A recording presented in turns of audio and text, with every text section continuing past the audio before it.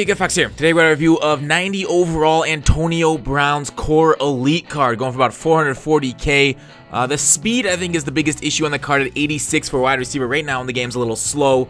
87 acceleration, that's generally going to be a little bit slow for, going forward.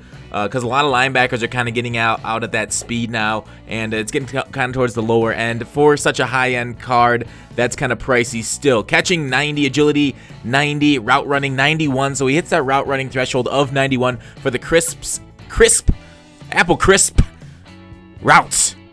In-out routes, corner routes. I haven't seen testing on them. Are they rounded again this year for the guys that have the really good threshold, like they were last year and kind of messed up and backwards?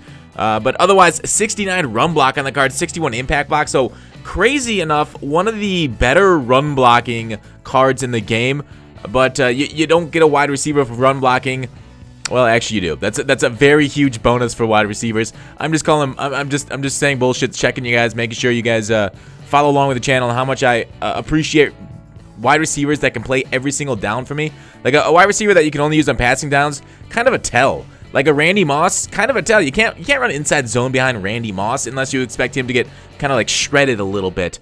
Jumping at 84, so he's not a great like vertical threat down the field. He won't be jumping over dudes. His spec catch at 88, catching traffic 89. So solid high 80s of the receiving stats. Otherwise, stiff arm truck, elusiveness. Stiff arm truck, it's not Antonio Brown's style. He's an elusiveness kind of receiver. 89 there, so he's a little bit under the threshold for elite right there. Kind of like this Brown card is good, but it doesn't really hit any of those, I guess, the elite thresholds like you want to talk about. His power-up card is 91, hits the 90 elusiveness, 90 ball carrier vision, 91 catch, 90 catch in traffic. So it hits a couple thresholds there, especially with the 90 elusiveness. I think it's 90 or 91. I'm not really sure on that elusiveness threshold. I haven't seen any testing, and I actually don't know myself. But his next card is going to be very good. This card right now, though, for the price, there's a lot better that you can do as he just makes a miraculous play for me right there. That's crazy.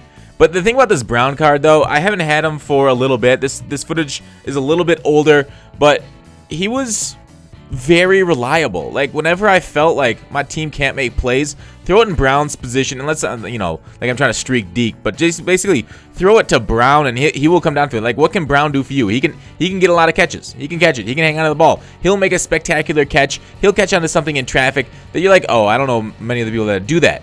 But for somebody split out wide, not having the speed is kind of tough. For a card right now at that price, I don't think he'll perform that great for you. Like, I mean, this is very similar to like the Edelman and whatnot. But overall, out of 10, I got to rate it low for that, giving it a 7.7. Thanks for watching Call to Action. I'll see you tomorrow.